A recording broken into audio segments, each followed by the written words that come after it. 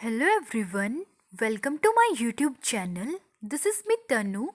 In this video, we will study about cyanotic heart disease and cyanotic heart disease के अंदर we will study about tetralogy of Fallot, and in my previous video I have explained about patent ductus arteriosus in detail. You can also check that video. So without any delay, let's start the video. So tetralogy of Fallot ये एक cyanotic heart disease होती है. इसके अंदर cyanosis देखने को मिलता है. सो साइनोसिस क्या होता है? साइनोसिस का मीनिंग होता है ब्लूइश डिस्कलरेशन. सो जो चाइल्ड होगा उसका ब्लूइश डिस्कलरेशन देखने को मिलेगा. सो जो टेरेटोलॉजी ऑफ फैलेट होता है इसके अंदर मेनली 4 डिसऑर्डर आते हैं. ठीक है.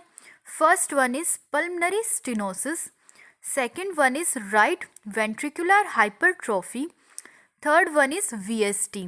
सो वीएसटी क्या होता है? ये होता है वेंट्रिकुलर सेप्टम डिजीज होती है. ठीक है. फोर्थ आएगा ओवर राइडिंग ऑफ अयोटा. ठीक है. सो ये मेन 4 डिसऑर्डर होते हैं जो इस टेरेटोलॉजी ऑफ फैलेट के अंदर आते हैं. ठीक है. इन चारों की वजह से देखने को मिलता है साइनोसिस चाइल्ड के अंदर. सो इन चारों डिसऑर्डर को हम इसी के अंदर मिक्स करके पढ़ेंगे.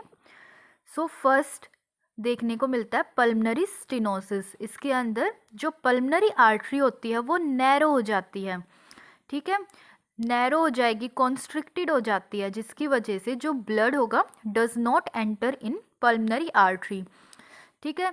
अब स्टेनोसिस हो रखा होगा, नैरो हो रखी होगी पल्मनरी आर्टरी, तो ब्लड उसके अंदर एंटर नहीं कर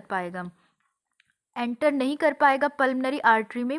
तो ब्लड कलेक्ट हो जाएगा राइट वेंट्रिकल के अंदर ही, क्योंकि ब्लड आगे की तरफ नहीं जा रहा है पल्मनरी आर्टरी में, तो राइट वेंट्रिकल के अंदर ही रह जाएगा. ठीक है. राइट वेंट्रिकल के अंदर कलेक्ट हो जाएगा ब्लड, तो इंक्रीज हो जाएगा जो साइज होगा राइट वेंट्रिकल का. ठीक है. सो राइट वेंट्रिकल का साइज इंक्रीज हो जाएगा, जिसको वजह से हाइपरट्रॉफी देखने को मिलेगी राइट वेंट्रिकल की, और जिसको कहेंगे right ventricular hypertrophy. Pulmonary stenosis की वजह से देखने को मिलेगी राइट वेंट्रिकुलर हाइपरट्रॉफी देखने को मिलेगी. साइज इंक्रीज देखने को मिलेगा राइट वेंट्रिकल का, क्योंकि जो पल्मनरी आर्टरी थी उसका स्टेनोसिस हो गया था और ब्लड कलेक्ट होने की वजह से राइट वेंट्रिकल में साइज इंक्रीज हो गया था राइट वेंट्रिकल का, और उसकी वजह से हाइपरट्रॉफी देखने को मिली. Next, increase pressure in right ventricle. So blood अभी कलेक्ट है राइट वेंट्रिकल के अंदर, तो जो प्रेशर होगा राइट वेंट्रिकल का वो इंक्रीज हो जाएगा, क्योंकि ज़्यादा ब्लड प्रेजेंट होगा उसके अंदर, आगे नहीं जाएगा, तो प्रेशर इंक्रीज होगा राइट वेंट्रिकल का. Then blood exert pressure on ventricular septum. So जो सेप्टम, वेंट्रिकुलर सेप्टम क्या होता है? जो किसी चीज़ को 2 पार्ट्स में डिवाइड करता है वो होता है सेप्टम.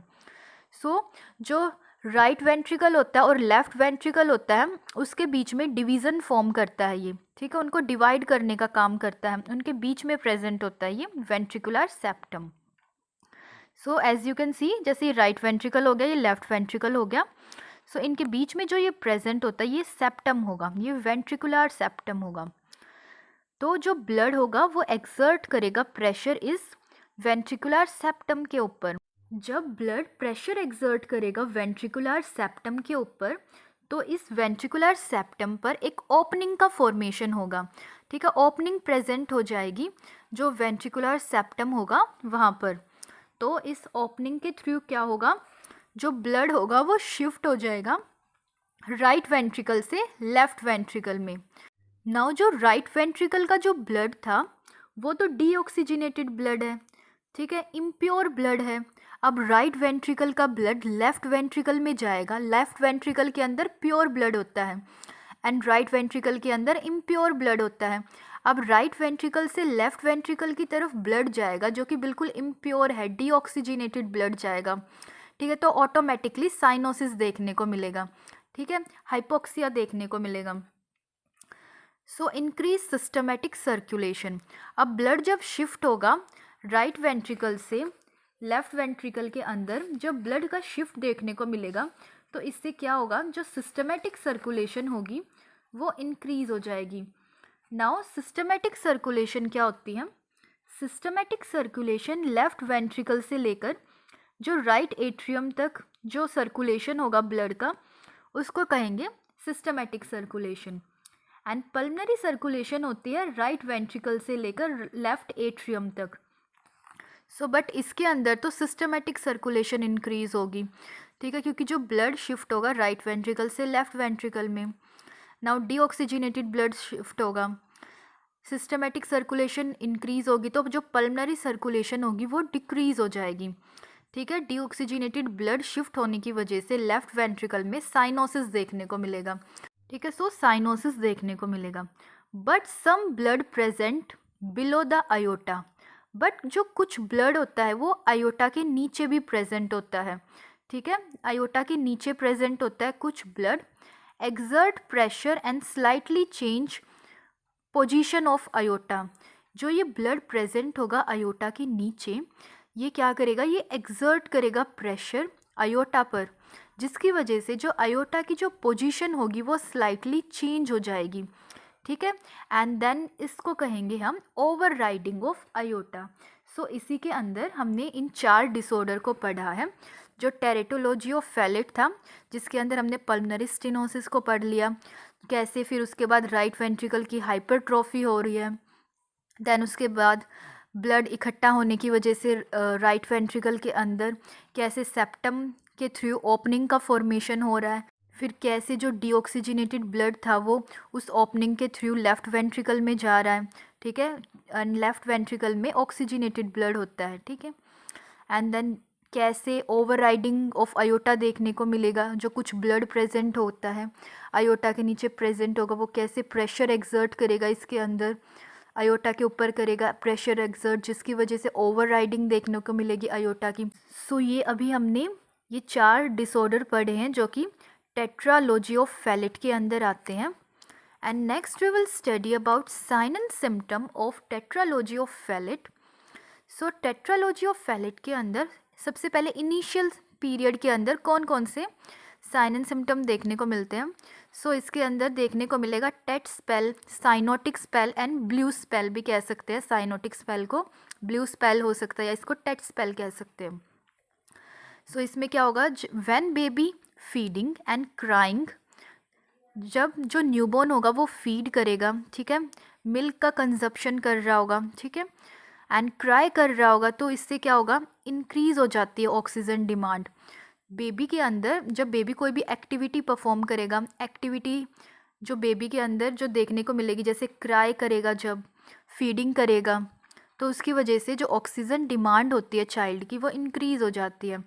ऑक्सीजन डिमांड इंक्रीज़ होगी तो क्या होगा, साइनोसिस देखने को मिलेगा, ठीक है। जब टेट्रालॉजी ऑफ फैलेट से सफ़र कर रहा होगा बेबी, जब वो कोई एक्टिविटी परफॉर्म करेगा, जैसे क्राई करेगा, फीडिंग करेगा, तो उसकी वजह से क्या होगा, ऑक्सीजन डिमांड इंक्रीज़ हो जाएगी बेबी की एंड साइनोसिस देखने को मिलेगा, ब्लूइश डिस्कलरेशन देखने को मिलेगा उसकी बॉडी का। Next one is late period. So late period के अंदर देखने को मिलेगा ब्लू बेबी सिंड्रोम देखने को मिलेगा। इसमें कंटिन्यूस ब्लू कलर देखने को मिलेगा बेबी का, ठीक है। नेक्स्ट देखने को मिलेगा इसके अंदर ड्रम्बिस्टिक फिंगर, या जिसको कह सकते हैं क्लम्बिंग ऑफ फिंगर देखने को मिलेगी। इसमें थिक एंड स्वोलन फिंगर देखने को मिलती है। नेक्स्ट हाइपोक्सिया देखने को मिलेगा, ठीक है, प्रॉपर ऑक्सीजन का सप्लाई नहीं होगा तो क्या देखने को मिलेगा, हाइपोक्सिया देखने को मिलेगा। Next metabolic and respiratory acidosis देखने को मिलेगा। एसिड का जो एसिड होते हैं H+ आयन होंगे, उसका लेवल बॉडी के अंदर इंक्रीज हो जाएगा, एंड जो बाइकार्बोनेट आयन होते हैं उसका लेवल डिक्रीज हो जाएगा। नेक्स्ट पेन देखने को मिलेगा इसके अंदर। देन पॉलीसाइथेमिया देखने को मिलेगा। पॉलीसाइथेमिया क्या होता है, पॉलीसाइथेमिया के अंदर जो रेड ब्लड सेल का जो काउंट होता है, जो रेड ब्लड सेल होंगे उनका जो काउंट होगा वो इंक्रीज हो जाता है। सो इसको कहते हैं पॉलीसाइथेमिया। नेक्स्ट इसके अंदर देखने को मिल सकता है स्कैम-मोर्थी विंडो, मीन्स स्कैम-मोर्थी साइन देखने को मिल सकता है इसके अंदर। स्कैम-मोर्थी साइन क्या होता है, gap absent between 2 index finger, ठीक है। ये होता है। सो जो 2 इंडेक्स फिंगर होती है तो उसके बीच में डायमंड शेप गैप प्रेजेंट होता है। सो जो 2 इंडेक्स फिंगर होती हैं, दोनों हाथों की जो इंडेक्स फिंगर होती हैं, जब उनके जो नेल्स होते हैं उनको जॉइन करेंगे, ठीक है, बोथ नेल को जॉइन करेंगे तो एक डायमंड शेप गैप अपीयर होता है। इसको कहते हैं स्कैममोर्थी विंडो। ठीक है। बट जो टेट्रालॉजी ऑफ फैलेट होगा, इसके अंदर चाइल्ड के अंदर जो स्कैममोर्थी साइन होता है ये एब्सेंट देखने को मिलता है। जो गैप होगा 2 इंडेक्स फिंगर के बीच में ये एब्सेंट देखने को मिलेगा। Next we will study about diagnostic test. So कैसे डायग्नोस कर सकते हैं टेट्रालॉजी ऑफ फैलेट को। सो इसके अंदर फर्स्ट चेस्ट एक्सरे परफॉर्म किया जा सकता है। जब चेस्ट एक्सरे करेंगे तो जो लंग होंगे, लंग एक्सरे के अंदर हाइपोमिक लंग देखने को मिलेंगे। ठीक है। एंड जो हर्ट होगा, हर्ट देखने को मिलेगा, बूट शेप हर्ट देखने को मिलेगा। Next we will study about medical management.